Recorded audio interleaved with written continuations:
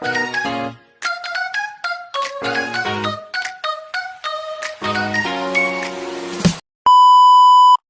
everyone, welcome back to my channel.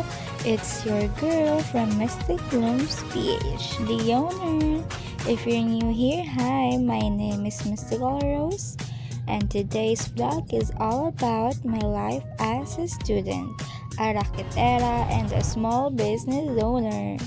Marami kasi nagtatanong sa akin, paano mo napagsasabay ang studies at business mo?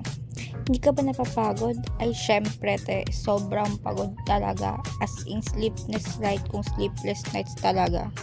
Worth it ba maging student entrepreneur? So today, I'll be sharing my journey, my struggles, lessons, failures, wins, and everything in between. This is not just a story about business. This is a story about dreams, sacrifices, hard work, and believing in yourself kahit minsan gusto mo nang sumuko. So grab your coffee, milk tea, or whatever makes you comfy. And let's talk about the reality of being a student entrepreneur. Ever since first year college, I already knew na ayokong umasa lang sa allowance. Hindi naman kami mayaman at bilang estudyante, marami akong pangangailangan. My school projects, transportation expenses, pagkain, tuition-related expenses. Ay, wala nga pala kaming tuition, no? At syempre, may mga personal wants din tayo. That's when I started exploring different ways to earn. Nagsimula ako sa iba't ibang racket. Nagbenta ako ng RTW clothing, shoes, online products, naghandle ng palawagan, and eventually discovered my passion for handmade crafts. Unti-unti, doon nabuo ang Mystic Blooms PH. What started as a simple hobby became a small business that creates handmade flower bouquet, souvenirs, invitations, gifts, and customized products for different occasions. At first, akala ng iba madali lang. Akala nila kapag may order, automatic may kita. Mayaman ka agad ang tumatatak sa kanila. But behind every bouquet, every souvenir, every invitation, there are sleepless nights, stress, pressure, and sacrifices. Hay nako, pag absent pa nga, that people don't see. Pero yung absent siya pinakita nila. As a handmade business owner, hindi lang paggawa ang trabaho ko. Ako ang designer, buyer ng materials, marketer, customer service, taga-pack, taga-deliver, at syempre ako rin ang accountant ng business. There were days na may classes ako sa umaga, tapos paggawa ng orders hanggang madaling araw. Walang tulugan talaga May mga pagkakataon na habang gumagawa ko ng reviewers, may kausap akong clients habang gumagawa ng assignments, may sinasagot na inquiries, habang may exams, may deadlines din ng customers naman talaga. Imagine balancing school requirements and business orders at the same time. Hindi siya madali. Maraming beses na rin akong napagod. May mga orders na sobrang dami na talagang kailangan ko na ng tulong. May mga clients na rush, may mga suppliers na late, may mga materials na nagmamahal, may mga deliveries na delayed. At minsan may customers na hindi nakaka-appreciate ng effort behind handmade products. One thing I learned is that handmade products are not just products. They are hours of work. They are creativity. They are patience. They are love. Every flower bouquet I create isn't just papers and ribbons. It's a piece of my hard work. It's a piece of my story. As the business grew, I realized na hindi ko na kayang gawin lahat mag-isa. That's when I started building a team. And honestly, isa yun sa pinakamalaking lessons ko as a business owner. Having team is not just about getting help. It's also about responsibility because people depend on you. You need to make sure they are paid properly. You need to manage schedules, you need to train them, you need to lead them, hindi lang ikaw ang iniisip mo. May ibang tao rin umaasa sa business na binuo mo. Pero small business lang to ha. And I am grateful because I have people who help me during peak seasons, especially kapag maraming events, souvenirs, and bouquet order. Through the years, I learned that business is not always profit. Sometimes it's about patience.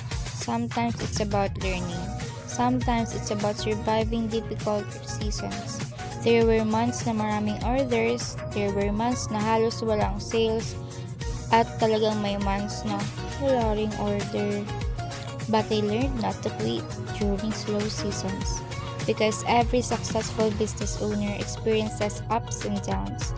One of the biggest advantages of being a student entrepreneur is that you learn things that school alone cannot teach. You learn communication, you learn negotiation, you learn leadership, you learn problem solving, you learn how to handle money. You learn how to deal with different kinds of people. And most importantly, you learn resilience.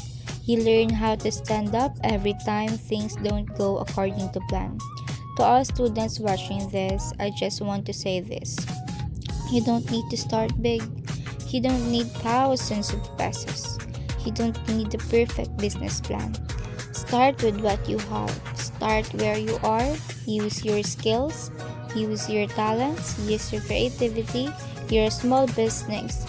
Beginning does not determine your future success. Pero syempre, sobrang nakakatulong naman talaga ang mga small beginning na yun. Remember that every successful entrepreneur started as a beginner too. And if you're currently struggling, if you're tired, if you're balancing studies and business, know that your sacrifices today are investments for your future. There will be days when you'll question yourself. There will be days when you want to stop, but don't forget why you started. For me, I started because I wanted to support myself. I wanted to help with my educational expenses. I want to buy my needs without always asking from others. I want to build something of my own. And every bouquet sold, every souvenir completed, every satisfied customer reminds me that all the hard work is worth it. Mystic Blooms PH is more than a business for me. Gusto ko talaga siyang mag-grow in the future. Syempre kasama ng Gloria, weddings, and events. It's a symbol of growth, a symbol of courage, a symbol of every late night, every sacrifice, every prayer, and every dream I am continuing to pursue. And no matter how challenging the journey gets, I will always be proud of how far I've come. Because behind every successful order is a student who refused to give up. And that's something no one can ever take away. And that's my story as a student entrepreneur, Raketera, and owner of Mystic Blooms PH. If there's one thing I want you to remember from this vlog, it's this: your dreams are valid, your hard work matters, and your small beginnings can grow into something beautiful. Thank you so much for listening and watching my story. If you're also a working student, small business owner, or someone chasing a dream, comment down below and share your story too. I'd love to hear from you. Don't forget to like, comment, and subscribe for my student life, business, event planning, and entrepreneur content. This is your girl from Mystic Blooms PH, the owner, reminding you to keep blooming, keep growing, and keep believing in yourself. See you in my next vlog. Bye!